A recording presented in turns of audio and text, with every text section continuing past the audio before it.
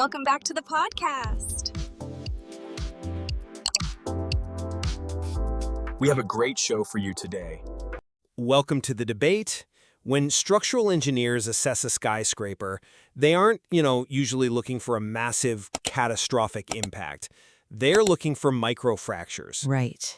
Those tiny, almost invisible compromises. Exactly. The little weaknesses in the steel or concrete that, over years accumulate. To the untrained eye, the building looks perfectly solid, but structurally it is quietly, slowly losing its integrity. And a bridge doesn't usually collapse because the wind blew a little harder today.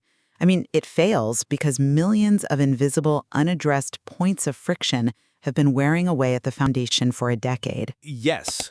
Yet when we look at the human mind, we treat our emotional well-being completely differently. We wait for the earthquake. We really do.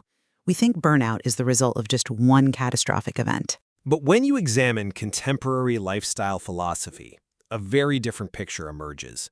Emotional collapse, that heavy, drained feeling we all know too well, rarely comes from a singular disaster. It comes from the microfractures of a messy, rushed day. Precisely. Today we are examining the pursuit of emotional stability and a calmer life in an inherently frantic, overstimulated modern world. And the central question emerging from our source material is this. Are small, quiet, intentional, daily micro-routines the true foundation of our emotional well-being? Or, on the flip side, is the reliance on these micro-habits an oversimplified coping mechanism?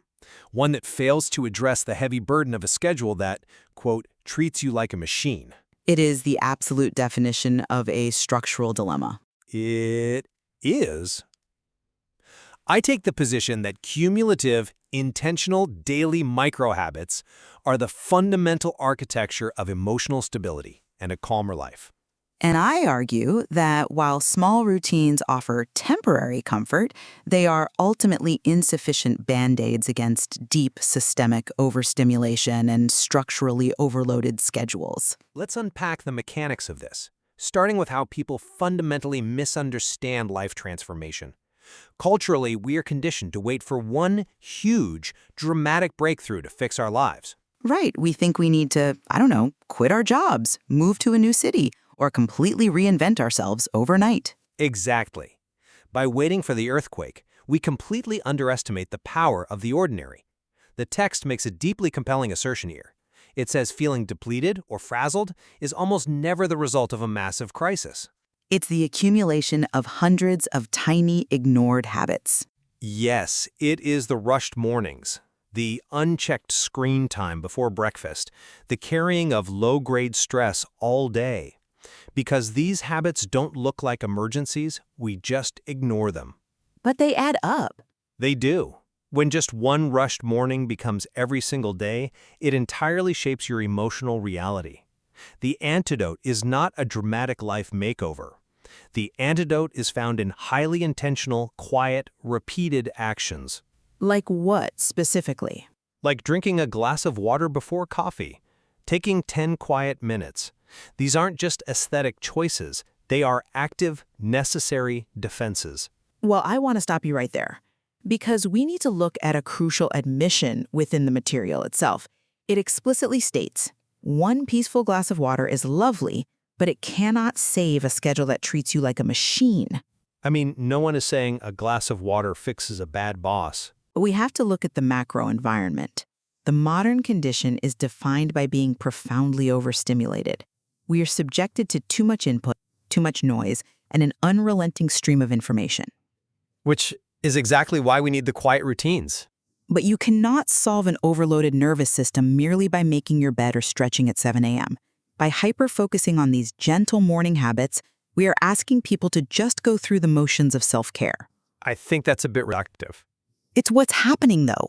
They function on the outside, they check the boxes of their routine, but internally they continue to run on empty because the overarching structure of their day remains fundamentally chaotic, reactive, and overloaded. We are essentially bailing water out of a sinking ship with a very mindful, beautifully crafted teacup. Okay, I love the teacup analogy, but you're fundamentally mischaracterizing how that teacup functions, particularly when we look at the first 30 minutes of the day. How so? The morning is not just a segment of time. Physiologically, it sets the absolute baseline for the nervous system. The material notes that a bad morning has a very special talent for ruining hours that did absolutely nothing wrong. Well, sure, a bad morning lingers. Right, so let's talk about the mechanism behind that. When you wake up, your body experiences the cortisol awakening response.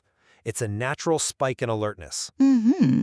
If you immediately flood your brain with external demands, emails, news, rushing, you hijack that natural process and force your sympathetic nervous system into a fight-or-flight state. I'm not disagreeing with the biology. But it's key. If you don't ease into the day, if you don't let the mind arrive before the body starts rushing, you initiate a cascade of frantic energy that dictates the rest of your waking hours. But let's look at the actual mechanics of that chaotic morning you're describing. Why hasn't the mind arrived? A chaotic morning isn't born in a vacuum. Sometimes people just sleep in. No, it is a direct symptom of a structurally overloaded life.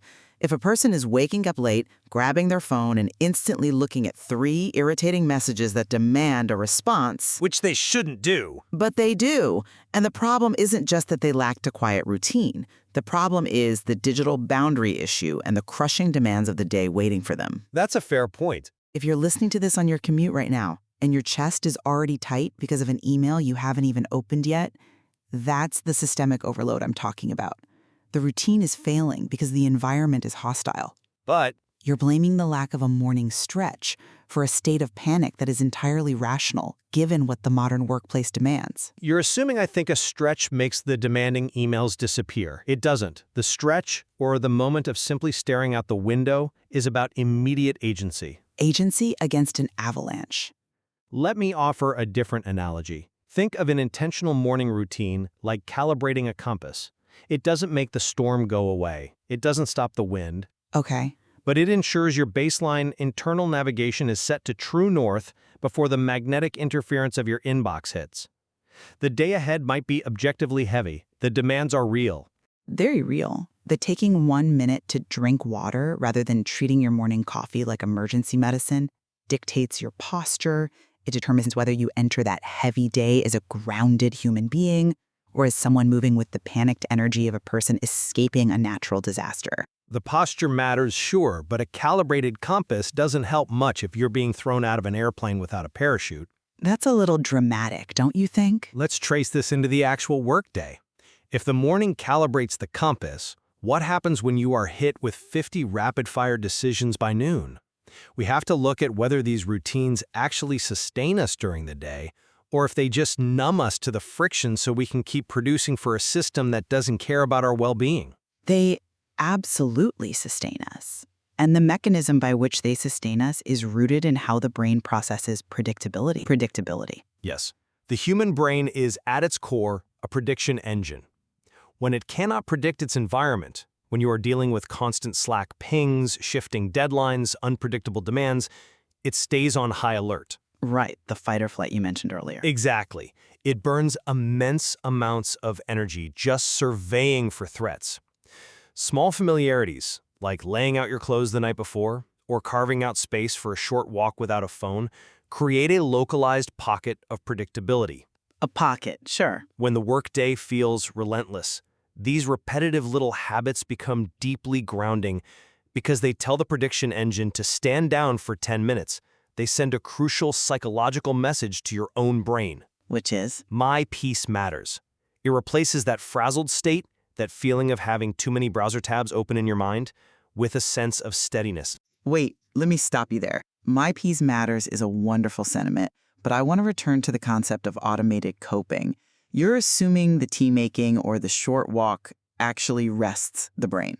It gives it a break. But the text brilliantly uses the phrase going through the motions.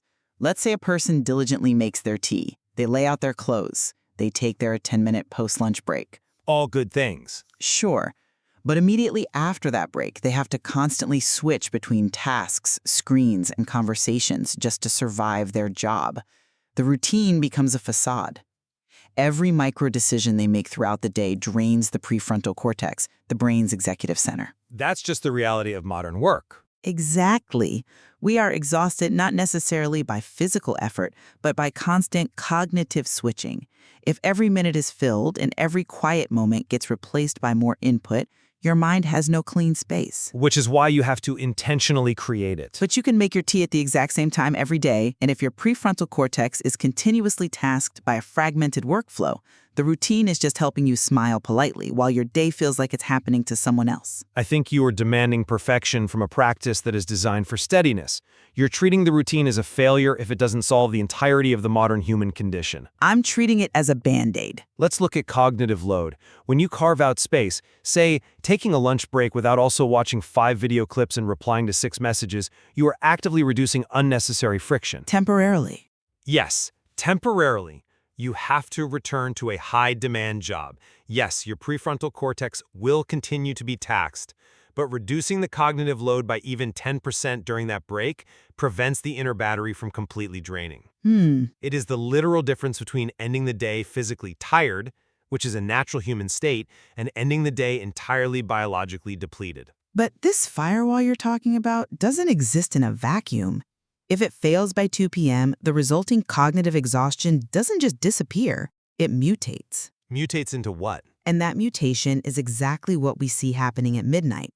The material observes that people often treat evenings like the emotional leftovers of the day. That is a profoundly sad way to look at an evening. It is sad, but it's true. They throw themselves toward bedtime with no real sense of closure, irritable and overstimulated. When someone's brain is, as the text puts it, hosting a conference at midnight, it's precisely because the day's overstimulation was too massive for a simple restorative routine to process. A brain hosting a conference at midnight is the direct result of abandoning the evening routine in favor of more stimulation. It's a failure of boundary setting. I completely disagree. Reading online arguments with 15 strangers or researching random, unnecessary things at midnight isn't a failure of evening scheduling. What else would you call it? It is a psychological phenomenon called revenge bedtime procrastination. It is a symptom of a burnt-out nervous system desperately seeking dopamine because the schedule treated them like a machine all day. Wow. Okay. Let's go back to the prefrontal cortex. By midnight, that executive center is physically depleted. You have no willpower left. So the brain defaults to the amygdala. It looks for quick hits. Exactly. It seeks immediate, low-effort dopamine hits like doom scrolling, just to self-soothe and reclaim some tiny shred of autonomy. You can't just tell someone who's been treated like a cog for 12 hours to soften and expect their nervous system to instantly obey. Look, I hear the empathy in that argument. The modern schedule is punishing, and the concept of revenge bedtime procrastination perfectly illustrates the friction. Thank you. But your conclusion leaves the individual entirely powerless. If we accept that the day is too hard, that the prefrontal cortex is fried, and therefore evening rest is impossible, we surrender to the chaos. We let the machine win. We don't have to let it win. We just have to acknowledge it. That is exactly why the intentional evening routine is non-negotiable. Rest is not just sleep. Rest is the active preparation for sleep. But how do you enforce that preparation when the battery's already at zero? How do you ask a depleted prefrontal cortex to initiate a healthy habit? By understanding that it doesn't require massive willpower. It requires environmental design. You don't need to summon the executive function to read philosophy by candlelight. Right. By consciously designing your environment earlier in the evening, choosing lower lights, putting the phone in another room, utilizing the natural release of melatonin rather than suppressing it with blue light, we actively force the mind to soften. It still takes effort to put the phone in another room. Sure, a tiny bit, but knowing how to stop and let the day end is a critical life skill. It directly combats that survival mode mentality. A familiar, repetitive physical routine, like washing your face or closing the blinds, actually requires significantly less cognitive effort than scrolling through a news feed of highly variable, unpredictable information. I suppose that's true. You don't need to be enlightened. You just need to close the loop on the day so you aren't dragging its chaotic energy into your bed. We are dancing around a fundamental tension here. You see the routine as a shield that empowers the individual. I do. And I see the over-reliance on the routine as a very dangerous way to blame the individual for systemic exhaustion. If someone is perpetually frazzled my instinct is not to ask them why they didn't dim the lights. Then what is your instinct? My instinct is to look at what is draining them. It's the expectations of constant connectivity. It's the Slack notification that goes off at 8:30 p.m. while you're... While you're trying to watch a movie or have dinner. Exactly. It's the societal pressure to always be on. If we just tell people to drink water and do a restorative evening routine, we are placing the burden of healing entirely on their tired shoulders, rather than questioning why the environment is causing so much damage in the first place. Well, we absolutely must question the environment. The systemic expectation of perpetual availability is toxic. But until the environment changes, which is a slow, generational, systemic battle, how does the individual survive Tuesday? That's the million-dollar question. Right? How do you get through tomorrow morning? The habits that support your life are not glamorous. They are often profoundly unimpressive, but they are the tools we have right now. A teacup. Yes, a glass of water, a slower morning, a moment of quiet, a proper lunch away from a screen. Over time, these micro-routines change the way you feel inside your own life. They help you stop merely surviving the week and start reclaiming ownership of your baseline state. Reclaiming ownership of your baseline state is a worthy pursuit, I won't deny that. The familiarity of a routine does provide comfort, and it certainly reduces the friction of decision fatigue. Which is massive. It is, but we have to remain highly vigilant. A quiet moment of honesty reveals that we cannot optimize our way out of structural burnout. If you are constantly having to rely on these micro routines just to survive your day without a breakdown, that should be a blaring diagnostic alarm bell. Then maybe it's not the routine that's broken. Right. It means you don't just need a gentler start to the morning. You need a complete reassessment of what your life demands of you and what you are willing to give it. I think that brings us to a place where our perspectives actually converge, even if we approach it from opposite ends of the spectrum. I think we're circling the same drain. Yeah. To summarize my position in light of our discussion, true life transformation doesn't happen by next Tuesday through a dramatic, glamorous change. It happens quietly. Brick by brick. Brick by brick. That happens by choosing to step away from the noise, calibrating your internal compass in the morning, and actively protecting your energy through small, unimpressive, but deeply stabilizing habits. The architecture of a calm life is built that way. And to summarize my stance, while I deeply appreciate that these gentle practices offer much-needed comfort and can reduce the daily cognitive load we experience, they cannot be the only answer. Because of the macro environment. Exactly. We cannot let the soothing power of a small routine blind us to the fact that no amount of deep breathing can fully compensate for a schedule or a digital environment that inherently drains our inner battery. We have to be brave enough to look at the macro structure of our days and admit when the machine is demanding too much. Any honest reflection on the complexity of the modern condition demands that we hold both of these truths simultaneously. I agree. We need the soothing, immediate power of the small routine to survive the day, and we need the clarity and courage to make broader structural changes to our lives over time. There is clearly much more to explore in how we design our modern existence. Absolutely.